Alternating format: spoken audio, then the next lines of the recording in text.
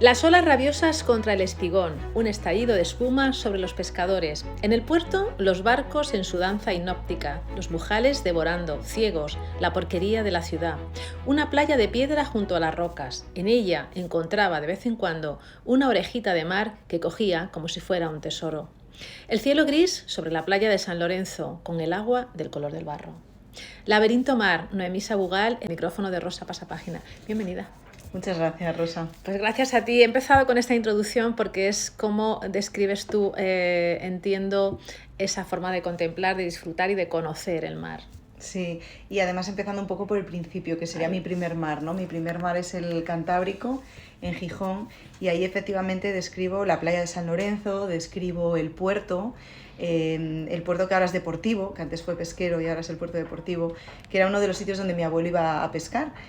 Aparte de al final de la playa de San Lorenzo, una zona que le llaman el Pedreru allí, y por la zona del Pedreru, ¿no? Que allí cogía pulpos. Entonces ese es mi primer mar, efectivamente, el mar Cantábrico, un mar bravo, ¿no? Un mar muy, muy poderoso y muy potente. Te planteas que si hubiera una línea de puntos por los Pirineos y cortáramos, nos convertiríamos en isleños, pero quizá esa sea la suerte, que no lo somos. Sí, no lo somos. Tenemos efectivamente una franja de tierra que nos conecta a Europa solo por un país, es decir, tenemos dos fronteras que son Portugal, país que yo creo que con el cual deberíamos tener más relación. Porque compartimos muchas cosas y porque son nuestros vecinos, y yo creo que la buena vecindad siempre es positiva. Y después tenemos efectivamente ese trocito de tierra que nos une a Europa, pero somos una península, es decir, somos casi una isla, y eso ha marcado la historia de España.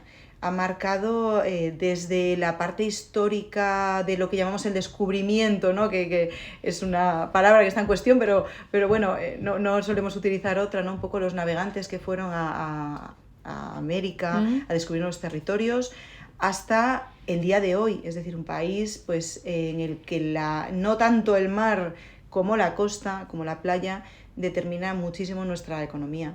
Lo creo. Dices, en España el mar son muchas cosas, lo acabas de decir. No solo es la vida de los pescadores y de las mariscadoras, es turismo, es negocio, es astilleros y puertos, y el principal medio de transporte de millones de mercancías. El mar es contemplación y calma, natación y naturaleza, y también ruta de narcotraficantes. Yo me atrevería a decir que con estas 4 líneas es Laberinto Mar, sí que me interpretes que estas 4 líneas reduce todo el trabajo y la buena historia y todo el contenido de este libro. Sí, claro, el mar es un elemento infinito, inabarcable, ¿no? No solo el mar, digamos, en lo físico, el mar en sí mismo, ¿no? Sino todo lo que produce, todo lo que significa, toda la literatura, el arte que hay relacionado con esto, todas las vidas que se relacionan con ese elemento, lo que nos produce incluso a un nivel psicológico, emocional, ¿no? La contemplación del mar, la natación. No todo el mundo le gusta. Hay gente, yo hablo en el libro de una amiga, ¿no? que tiene hidrofobia, pero todos los que nos gusta, si nos gusta la natación, pues sentimos como esa suspensión del pensamiento, ¿no? Es decir, no sé, no sueles estar bañándote en el mar y pensando en los problemas de la oficina, ¿no? El mar tiene esa cualidad que reclama tu atención, ¿no? Estás ahí y estás para él, ¿no? Y efectivamente el mar son muchas cosas. Yo en esa frase que has dicho muy bien intento no resumir, pero sí por lo menos orientar algunos de los puntos principales, sabiendo por supuesto que es un tema infinito e inabarcable y que es un fracaso de antemano querer contarlo todo, ¿no? Sí. Además, bueno, se dice siempre que la mejor forma de no contar nada es contarlo todo, ¿no?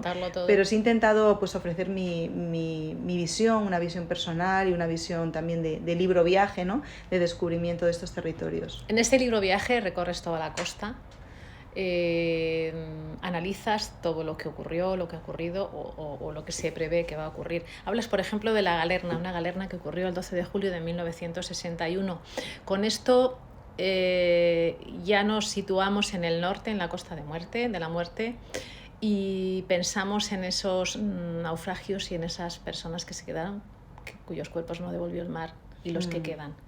fuera esperando. Sí, claro, la pesca, por ejemplo, que es un sector que en España está en recesión, digamos, se está reduciendo.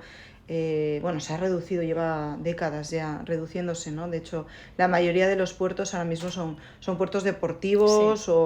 o la parte del puerto viejo que era puerto marinero, puerto de pescadores, ya es puerto deportivo, ¿no? Es decir, que es un sector que se está reduciendo, pero todavía sigue siendo un sector muy importante, y es un sector que efectivamente está en un trato directo con este elemento que es el mar, que puede ser, antes hablábamos de la calma que nos puede proporcionar, pero que es un elemento ajeno a nuestra voluntad y que también lleva a la muerte, ¿no? Y en este caso tenemos el Villa de Pitancho, este último naufragio tan tremendo, ¿no? De los cuales de las 21 personas fallecidas, 21 de los cuerpos no han aparecido, ¿no? Y es un tipo de duelo muy tremendo que las viudas y una huérfana de los marineros del Villa de Pitancho pues me han trasladado, y yo he recogido para el libro, ¿no? Es un duelo muy, muy duro, porque, bueno, cómo se entierra una ausencia, ¿no? Claro.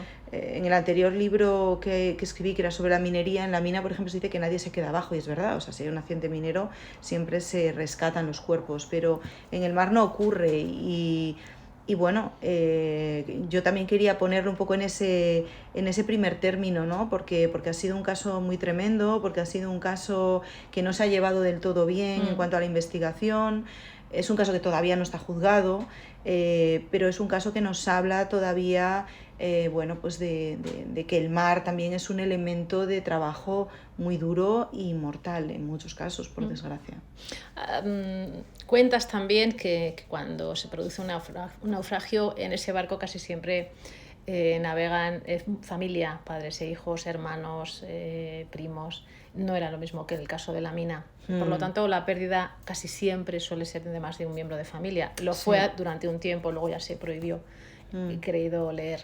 En la Marina, por ejemplo, en la Marina se prohibió porque hubo un naufragio en el que perecieron un padre y un hijo. No recuerdo ahora mismo el nombre, lo cito en el libro, ¿no? Era el comandante, me parece, o el capitán, no recuerdo muy bien, y entonces, bueno, pereció con el hijo, y fue un caso que se hizo muy, muy conocido en la prensa de la época. Se dijo que habían muerto abrazados, ¿no? Y fue un caso que conmovió mucho, y entonces en la Marina se prohibió efectivamente que padres e hijos pudieran embarcar en el mismo barco, ¿no? Pero, por ejemplo, en la pesca, que suele ser una actividad familiar, sobre todo la pesca de bajura, pues es muy habitual, claro, que estén padres e hijos en el mismo barco. No es una cosa que sea generacional, sobre todo ahora. No. Sí, se está rompiendo esa línea. Es decir, igual que en la minería, que era un oficio también que era muy habitual que pasara de abuelos a padres a hijos, porque claro, estos oficios tan significados, digamos, pues crean una dinámica en los territorios en los que se implantan, ¿no? Y en el mar pasaba lo mismo, ¿no? Era muy habitual que el abuelo era marinero y el padre y los hijos. Eso se está rompiendo. Los pescadores con los que he hablado están muy preocupados por este relevo generacional. Ellos dicen, bueno, yo cuando deje mi barco, este barco se va al desguace, claro, va a ser un barco menos, ¿no? Y efectivamente así ha pasado, es decir, la reducción de la flota se ha producido por eso, ¿no? Porque estoy hablando de la de bajura, ¿no? De altura también se ha reducido, pero bueno, hay otra pesca también internacional muy potente, y a lo mejor hasta excesivamente potente, ¿no? Pero la pesca de bajura, que es la que conforma nuestros puertos sobre todo, pues se ha ido reduciendo, y eso lo ha cogido en mano de obra de personas de fuera, mano de obra migrante, ¿no? Y yo creo que es muy importante recordar que, por ejemplo, ahora mismo tú vas a la flota atlántica de Galicia o del Cantábrico y ves muchos marineros africanos, muchos, por ejemplo, senegaleses, que es un pueblo muy marinero también. Yo me he encontrado muchos marineros senegaleses en el País Vasco, en Galicia, y en la flota de altura más de la mitad son indonesios y filipinos, sobre todo, más que españoles, ¿no? Eso quiere decir que lo digo por también el discurso que se está teniendo, tremendo y lamentable, en mi opinión, sobre la migración, ¿no? Y cuando vas al sector primario, como es la pesca, como es la agricultura, que en algunos territorios además se me han juntado, ¿no? Por ejemplo, la zona de Huelva, pues ves que sin esas manos de fuera, sin esas manos de otras personas, pues no, a lo mejor no teníamos la merluza en las pescaderías ni teníamos la fresa en los supermercados, ¿no? Y que nosotros también fuimos un pueblo muy migrante durante todo el siglo XX en España. Sí, pero no lo contemplamos.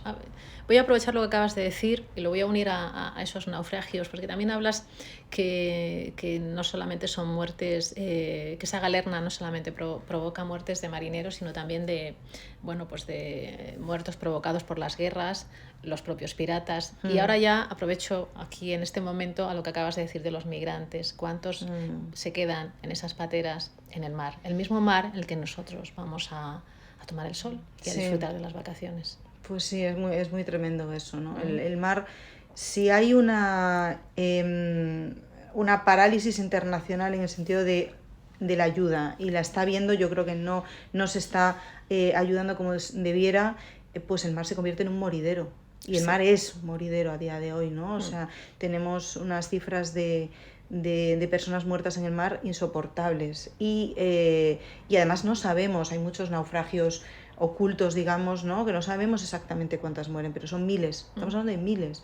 No sé si el año pasado, no recuerdo muy bien si habían sido 2000 o... Una burrada. Son miles, o sea, es insoportable. Y estamos teniendo un discurso xenófobo, injusto e inhumano. Y no recordando que nosotros efectivamente fuimos migrantes y no migrantes con papeles. En España hubo muchísima migración irregular, muchísimas personas, por ejemplo, que salieron de Galicia, de Canarias, en barcos pesqueros sin los papeles. Hubo muchísimos barcos que recogían en Barcelona, en toda la zona de Levante también, hay algunos naufragios ahí que se cuentan en el libro, pasajeros de forma irregular, es decir, nosotros fuimos migrantes ilegales, sin papeles, ¿no? A mí no me gusta la palabra ilegal, sin papeles, bueno, tampoco me gusta demasiado, pero mejor. Sí. Y efectivamente es un lugar de vida y es un lugar de muerte, ¿no? Yo he estado hablando con organizaciones como Open Arms, que creo que hacen un trabajo extraordinario, pero que existan quiere decir que desde los gobiernos no se está haciendo lo que se debe, ¿no? Y es una cuestión que no solo ocupa a España, evidentemente, es una cuestión que ocupa a Europa y es una cuestión que debiera ocupar al mundo en general. Por supuesto. ¿Conocer es proteger? Sí, conocer es proteger, efectivamente. Conocer es apreciar y es proteger y es preocuparse, ¿no? O sea, aquello que no se conoce no está en nuestra mirada, no está en nuestro corazón, ¿no? Y el mar yo creo que sí que lo pensamos poco, ¿no? En este sentido. Por ejemplo, una de las cosas que yo me propuse también cuando hice el libro era describir algún buceo que hago.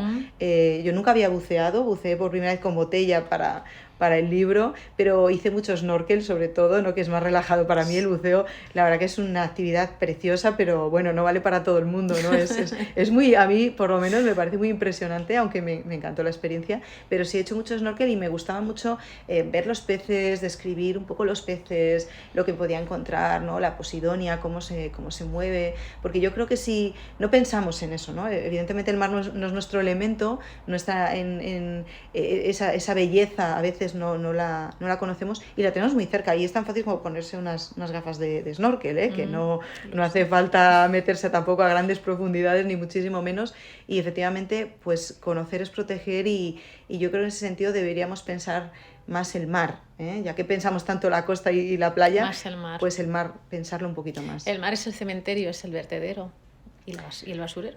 Pues sí, menos que lo fue, pero sigue siéndolo. Pero bueno, a día de hoy España está pagando una multa de Europa por verter aguas no depuradas o insuficientemente depuradas. Estamos pagando una multa europea por ese motivo, ¿no?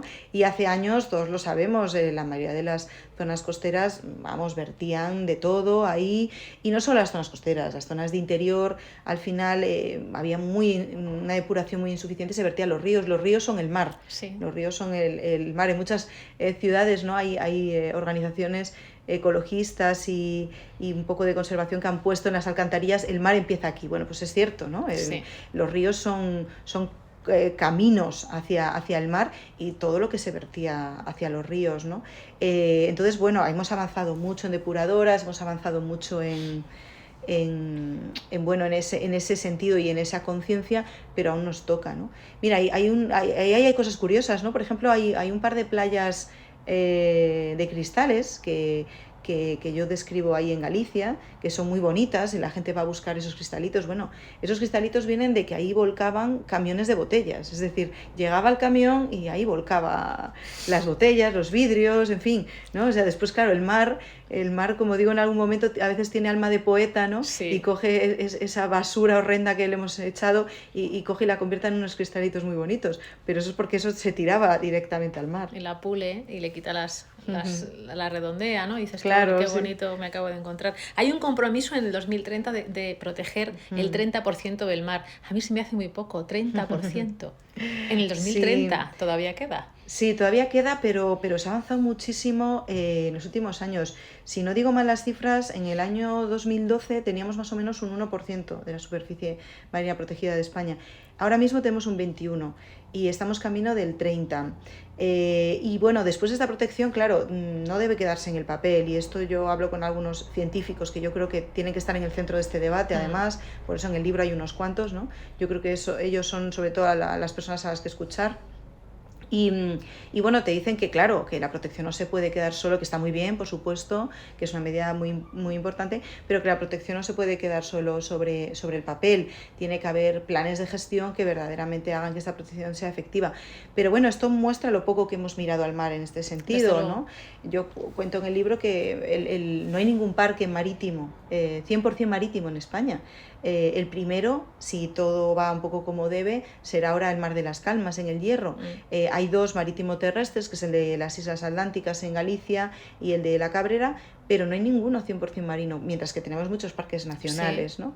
Entonces eso quiere decir que hemos pensado poco el mar. Creo que estamos pensándolo cada vez más. Desde luego aquí también siempre hay voces en conflicto y yo de alguna manera las recojo, ¿no? Hay sectores de la pesca que consideran que está suficientemente protegido, que las áreas de protección son suficientes. Bueno, hay distintas áreas de protección, hay áreas de protección pesquera, por ejemplo, que los pescadores también apoyan porque son importantes también para el desarrollo de alevines y demás. Pero vamos, yo creo que efectivamente, y bueno, y los datos lo confirman, ¿no? Pues no hemos mirado mucho al mar, ¿no? Y ahora sí nos estamos preocupándonos de la cuestión de los microplásticos, de la cuestión de las olas de calor marinas que están afectando a las rías. Sí, eso es. El mar nos dice cosas, la cuestión es que sepamos escucharlo. Sí, el mar nos dice cosas, desde luego, nos está hablando, ¿no? Por ejemplo, hablando del cambio climático con Joaquín Garrabou, que es un experto en corales, un biólogo, claro, nos dice los corales se están viendo muy afectados por el cambio climático, por las olas de calor marinas, que son cada vez más frecuentes, cada vez más duras y cada vez más frecuentes, ¿no? Ellos tienen una serie de termómetros por toda la Costa Brava y la costa, bueno, pues catalana, y están registrando unas temperaturas demenciales a profundidad, ¿no? No profundidad muy profunda, pero bueno, sí dentro de los primeros 50 metros, pues bueno, unas temperaturas que nunca se habían alcanzado, ¿no? Y eso afecta a los corales. En el caso, por ejemplo, de las rías de Galicia, están muy preocupados por la producción de bivalvos y bueno, están preocupados porque, claro, están viendo que el cambio climático también afecta, pues el calor a los bivalvos no les va bien, y después también cuando se producen las lluvias torrenciales, las danas, que también afectan muchísimo a la zona de Levante y demás, que es otra cara de la misma moneda, pues ahí se produce una desalinización del agua que también le va muy mal, ¿no? Entonces hay investigaciones en la Universidad de Vigo sobre este aspecto, y creo que efectivamente eso quiere decir que el mar nos habla, ¿no? Ya lo creo. La mujer y el mar. Siempre hemos visto a la mujer cosiendo esas redes o marisqueando o preparando, no sé, en las fábricas, ¿no? Sí. El tema de las sardinas. Yo no sé a día de hoy cómo están las mujeres en el mar. Cuéntame.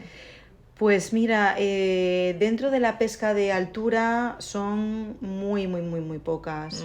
Creo, si no recuerdo mal, te lo digo de memoria, no sé si son, ahora mismo hay unas 600, más o menos se registra una cosa así, que son muy pocas. Hablé con una de ellas, con Arantxa Toriza, que es una patrona de altura, y bueno, como representación un poco de este aspecto, pero siguen siendo muy pocas, ¿no? Hace años, hace décadas era ninguna, sí. Ahora hay pocas, pero bueno, ahí están, ¿no? Y después, claro, hay sin embargo sectores donde son mayoritarias, ¿no? El marisqueo en Galicia, por ejemplo, en el marisqueo en Galicia, que ahora mismo no sé si hay como unos 2.600, una cosa así, permisos de marisqueo a pie, 900 solo son de hombres y el resto son todo mujeres, ¿no? Es un sector muy feminizado, con muchísimas mujeres. El sector de las conservas también. Sí. Se ha reducido incluso el número de mujeres en el sector de las conservas un poco, pero siguen siendo del 80%, antes eran del 90%. ¿No? Y hay sectores en la pesca en los que siempre han estado ahí. Por ejemplo, las mujeres muy habitualmente eran armadoras de los barcos familiares. En Cataluña, en la zona de Cataluña, hay mucha tradición de mujeres armadoras. Y las nescatillas, por ejemplo, del País Vasco, que cada vez hay menos, es verdad. Las rederas también es un trabajo que siempre han hecho mujeres. Las placeras, bueno, en fin, digo por los que existen, ¿no? Porque hay otros que ya no existen, ¿no? Por ejemplo, las cargueras, ¿no? Hay una foto en el libro tremenda, me parece tremenda, que es en Bilbao, en la zona del barrio de la Beaga, de unas mujeres cargadoras, ¿no?